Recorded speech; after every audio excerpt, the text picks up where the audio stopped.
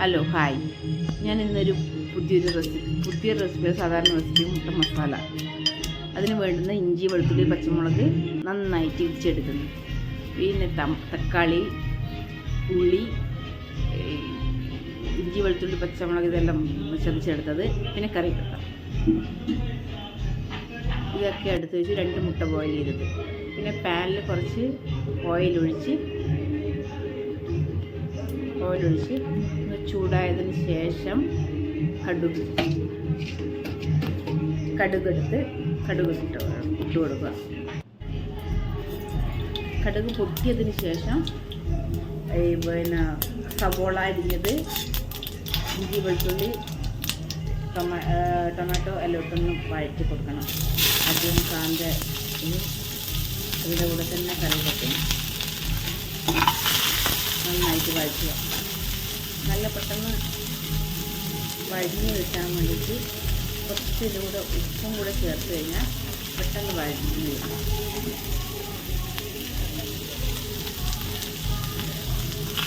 വഴറ്റെടുത്തിട്ട് കഴിഞ്ഞതിന് ശേഷം ഒന്ന്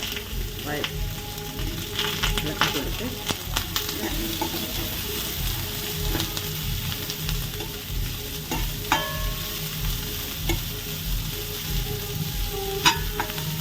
കുറച്ച് ഇട്ട് കൊടുക്കുക.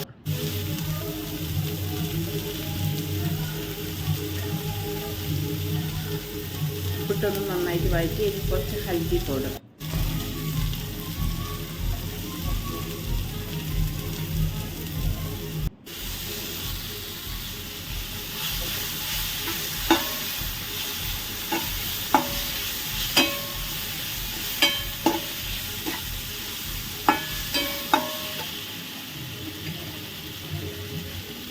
ഇനി കുറച്ച് വെള്ളം ഒഴിച്ച് കൊടുക്കുക.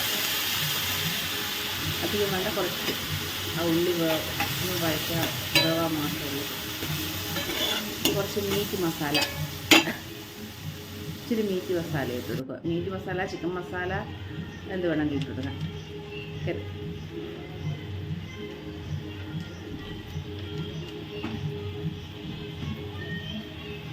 ഒന്ന് എല്ലാവരും ഒന്ന് ഇളക്കി കൊടുത്ത് പിന്നെ ഒരു 5 മിനിറ്റ് അടച്ചൊന്ന് വേവിക്കാം. നന്നായിട്ട് എല്ലാവരും ഒന്ന് ഇളക്കി കൊടുത്തതിന് ശേഷം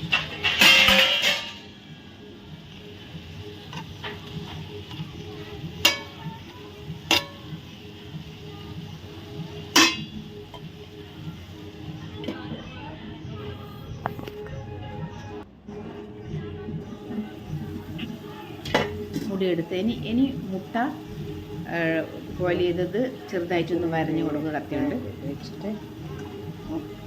എന്നിട്ട് ആ മസാലേൻ്റെ ഉള്ളിലൊന്ന് പൊതിഞ്ഞ് വെക്കും. എന്നിട്ട് കുറച്ച് സമയം അടച്ചങ്ങോട്ട് വേവിക്കും.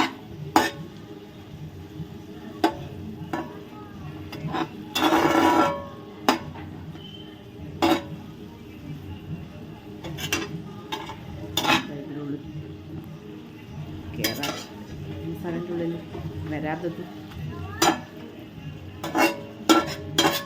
പോലെ നന്നായിട്ട്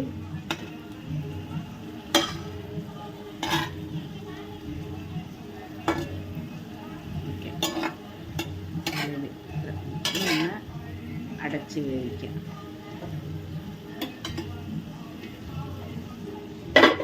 5 മിനിറ്റ് അടച്ച് വെച്ചു. മുട്ട മസാല റെഡി. ചപ്പാത്തിൻ്റെ കൂടെയും പുട്ടിൻ്റെ കൂടെയും അപ്പത്തിൻ്റെ കൂടെയും നല്ലതാണ്.